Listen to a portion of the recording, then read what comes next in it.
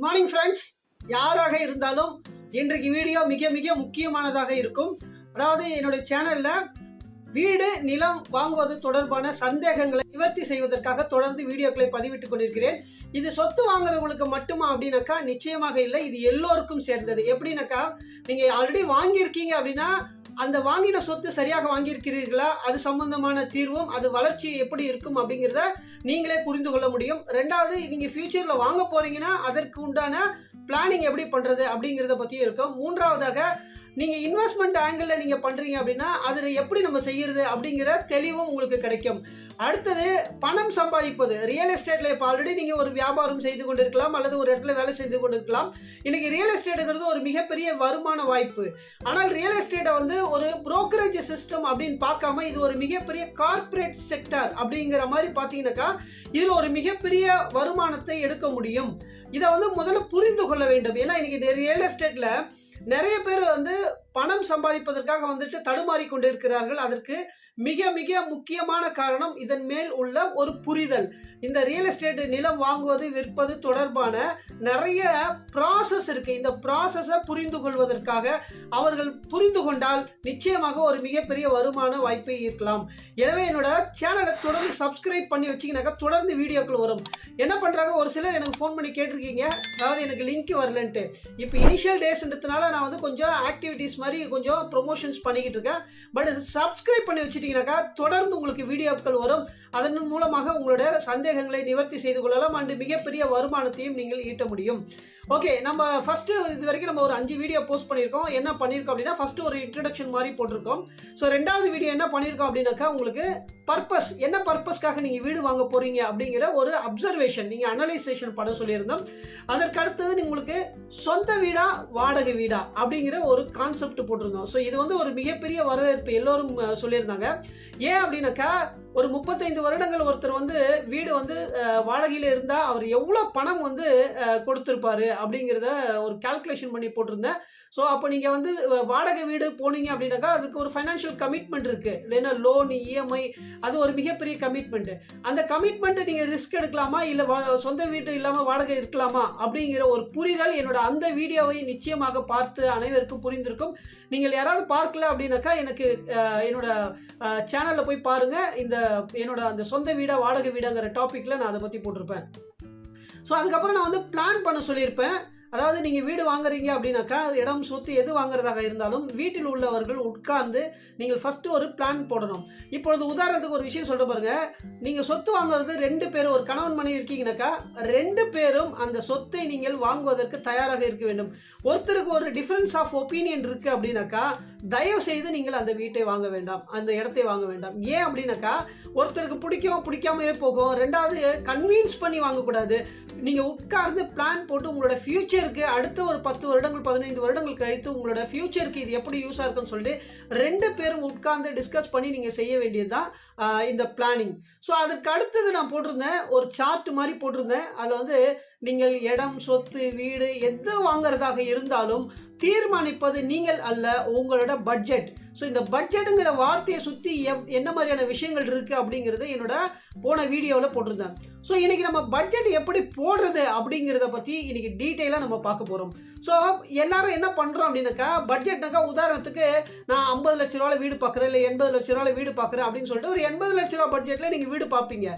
நிச்சயமாக இது சரியா அப்படின்னு கேட்டாக்கா சரியில்லைன்னு தான் நான் சொல்லுவேன். ஏன் அப்படின்னாக்கா, உங்களோட பட்ஜெட் 80 லட்சம் ரூபாய் அப்படின்னாக்கா அது உங்களோட 100% 80 லட்சம் ரூபாயில் இருக்கக்கூடாது. கூட 25% அடிஷ்னலாக உங்களுக்கு அந்த பட்ஜெட்டில் நீங்கள் பிளான் பண்ணணும். இப்பொழுது 80 லட்சம் ரூபாய் அப்படின்னாக்கா 25% நீங்கள் அதிகமாக பார்த்தீங்க அப்படின்னாக்கா ஆல்மோஸ்ட் உங்களுக்கு ஒரு 20 lakhs அடிஷ்னலாக கையில் இருக்கணும்.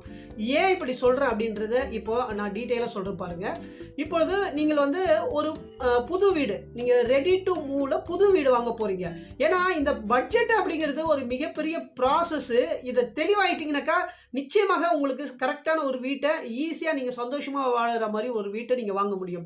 இப்பொழுது 80 லட்ச ரூபாயில் நீங்கள் வீடு வாங்க போறீங்க அப்படின்னாக்கா இதுக்கு ப்ரீ ப்ராசஸ், அதாவது pre purchase expenses and post purchase expenses அப்படின்னு சொல்லிட்டு 2 கான்செப்டாக நம்ம பிரிக்கலாம். அதாவது சொத்து நீங்க வாங்குறதுக்கு முன்னாடி இருக்கக்கூடிய செலவுகள், சொத்து வாங்கினதுக்கு அப்புறம் இருக்கக்கூடிய செலவுகள். இதை நிறைய பேர் பிளான் பண்ணாம நீங்க ஒரு பட்ஜெட்டை வச்சுக்கிட்டு அந்த பட்ஜெட்டுக்குள்ள வீடு தேடிக்கிட்டு இருப்பாங்க, அந்த பட்ஜெட்டுக்குள்ள இடம் தேடிக்கிட்டு இருப்பாங்க. ஸோ அந்த மாதிரி தேடுறதை விட்டுட்டு இந்த வீடியோவை கடைசி வரைக்கும் கரெக்டாக பார்த்துட்டீங்கன்னாக்கா உங்களுக்கு மிகச்சிறந்த புரிதல் ஏற்படும். நான் ஏற்கனவே சொன்னது தான், என்னோட வீடியோக்கள் அனைத்தும் என்னோட அனுபவபூர்வமானது, சரிங்களா? ஸோ இது வந்து வாங்குபவர்கள் விற்பவர்கள் மட்டுமல்ல, ரியல் எஸ்டேட் செய்பவர்களுக்கு நிச்சயமாக இந்த வீடியோ ஒரு ஐ ஓப்பனராக இருக்கும். இப்பொழுது ப்ரீ பர்ச்சேஸ் எக்ஸ்பென்சஸ் என்னெல்லாம் இருக்கு அப்படிங்கிறத நான் இப்போ சொல்றேன் பாருங்க. இப்போ நீங்க வந்து நியூலி கன்ஸ்ட்ரக்டட் ஒரு வீடு வாங்க போறீங்க. அது வந்து ஃபர்ஸ்ட் நீங்க எந்த வீடு வாங்க போறீங்க அப்படிங்கறத டிசைட் பண்ணணும். அதாவது இண்டிவிஜுவல் வீடா வாங்க போறீங்களா, இல்ல செமி இண்டிபெண்டன்ட் ஹவுஸா வாங்க போறீங்களா, இல்ல டூப்ளெக்ஸ் வில்லாவா வாங்க போறீங்களா, இது வந்து இண்டிவிஜுவலா தனியா வாங்க போறீங்களா, இல்ல கேட்டட் கம்யூனிட்டில வாங்க போறீங்களா? ஃபர்ஸ்ட் இதை நீங்க முதல்ல தெளிவுபடுத்திக் கொள்ள வேண்டும். ஓகேங்களா? ரெண்டாவது, சைட் விசிட்டுக்கு நீங்கள் போகும்போது நிறைய பேர் இந்த நிறுவனத்தை சார்ந்து போவார்கள். அப்படி இல்லாமல் உங்களுக்குன்னு நீங்கள் தனியாக சைட் விசிட் எக்ஸ்பென்சஸும் அண்டு லீகல் ஒப்பீனியனுக்கு உண்டான ப்ராசஸ்க்கு உண்டான ஃபீஸ் அப்படின்னு ஒன்று இருக்குது. பொதுவாக நீங்கள் நார்மலாக லீகல் பார்க்குறது வேறு, ஒப்பீனியன் வாங்குறதுங்கிறது வேறு. நீங்கள் ஒரு அட்வொகேட்டு கிட்ட நீங்கள் கொடுத்து லீகல் நீங்கள் கேட்டிங்கனாக்கா அவர் சொல்லுவார் இதெல்லாம். ஆனால் நீங்கள் ஒப்பீனியன் அப்படின்னாக்கா அவர் வந்து அதை ரைட்டிங்கில் கொடுப்பாரு. ஸோ அப்போ அதுக்கு ஒரு எக்ஸ்பென்சஸ் இருக்கும். ஸோ இதெல்லாம் வந்து ஃபஸ்ட்டு நீங்கள் தெளிவாக்கணும், சைட் விசிட் எக்ஸ்பென்சஸ் அண்ட் வந்து உங்களுக்கு லீகல் ஒப்பீனியன். ரெண்டாவது, நீங்கள் வந்து வீடு வாங்குறீங்க அப்படின்னாக்கா நீங்கள் போட்டிருக்க budget including GST and TDS இது சார்ந்து இருக்கா அப்படின்றத பாருங்க. ஏன் அப்படின்னாக்கா நீங்கள் வாங்குவதற்கு ஜிஎஸ்டின்னு ஒரு வேல்யூ இருக்குது இன்னைக்கு வீடுக்கு. அந்த ஜிஎஸ்டி சேர்ந்து நீங்கள் 80 lakhs இல்லை ஜிஎஸ்டி சேர்க்காம 80 lakhs தெரிஞ்சுக்கணும். ரெண்டாவது, 50 லட்சம் ரூபாய்க்குள்ள நீங்கள் வீடு வாங்கினீங்கன்னாக்கா உங்களுக்கு டிடிஎஸ் இருக்காது. ஆனால் நீங்கள் உதாரணத்துக்கு 1 கோடி ரூபாயில் வாங்குறீங்க அப்படின்னாக்கா 1 lakh வந்து 1% வந்து உங்களுக்கு டிடிஎஸ் நீங்கள் பே பண்ணணும். ஸோ இந்த விஷயத்தை நீங்கள் கிளாரிஃபை பண்ணிக்கலாம். ஓகேங்களா? அது ஆக்சுவலாக விற்பவர்கள் கட்டுவார்கள். ஒரு சில இடத்துல ஒரு சிலர் ஒத்துக்க மாட்டாங்கன்னாக்கா நீங்கள் கட்டுற மாதிரி ஆகிற சூழ்நிலை வரலாம். ஏன்னா அவங்க ரேட்டு கம்மி பண்ணி கொடுத்துருக்கலாம் ஏதாவது. எனவே நீங்கள் டிடிஎஸ் அண்ட் ஜிஎஸ்டி இது வந்து நீங்கள் கரெக்டாக பிளான் வச்சுருக்கணும். அண்ட் ரெஜிஸ்ட்ரேஷன் சார்ஜஸ் நீங்கள் பொதுவாக வந்து பார்த்தீங்கன்னாக்கா வீடை மட்டும் கால்குலேட் பண்ணிவிட்டு கடைசியில் ரெஜிஸ்ட்ரேஷனுக்கு காசு இல்லாமல் கஷ்டப்படுறவங்கள நான் பார்த்துருக்கேன். அங்கே அப்புறம் இங்கே கடன் வாங்கி அங்கே கடன் வாங்கி இது பண்ணுவாங்க. அப்படின்னாக்கா நீங்கள் ஃபஸ்ட்டு ரெஜிஸ்ட்ரேஷன் என்ன வரும் அண்டு ரெஜிஸ்ட்ரேஷன் கூட உங்களுக்கு 2 விஷயம் இருக்குது. இப்போ நீங்கள் லேண்டு வாங்குறீங்கனாக்கா லேண்டுக்கு மட்டும் தான் ரெஜிஸ்ட்ரேஷன். ஆனால் நீங்கள் வீடு வாங்குறீங்க அப்படின்னாக்கா நான் ஏற்கனவே சொன்ன மாதிரி ஜிஎஸ்டி முன்னாடி இருந்தது, ப்ளஸ் நம்ம பில்டிங்க்கு உண்டான ரெஜிஸ்ட்ரேஷன் காஸ்ட் இருக்கும், பில்டிங் வேல்யூக்கு ரெஜிஸ்ட்ரேஷன் காஸ்ட்டு. ஸோ இதுவும் வந்து நீங்கள் ரெஜிஸ்ட்ரேஷன் சார்ஜஸில் ஆட் பண்ணிக்கணும். ஸோ இதெல்லாம் வந்து நீங்கள் ப்ரீ பர்ச்சேஸ் எக்ஸ்பென்சஸ்ன்னு நான் சொல்லுவேன். ஸோ ஓகேங்களா? நீங்கள் சொத்து வாங்குவதற்கு 100% அல்ல 125% போட வேண்டும் என்று ஏற்கனவே சொன்னது தான்.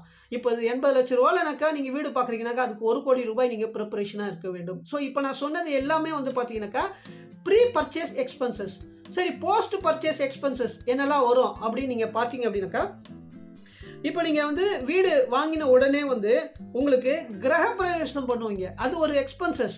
நிறைய பேர் வந்து அதை பிளான் பண்ணாமல் என்ன பண்ணுவாங்கன்னா வீடெல்லாம் வாங்கிடுவாங்க, கடைசியில் அதுக்கு பணத்தை வந்து ரெடி பண்ணுவாங்க. ஸோ உங்களுக்கு வீடு வாங்கினதுக்கப்புறம் ஒரு பூஜை கிரகப்பிரவேசம் பண்ணுறதுக்கு உண்டான ஒரு எக்ஸ்பென்சஸ் நிச்சயமாக இருக்கும்.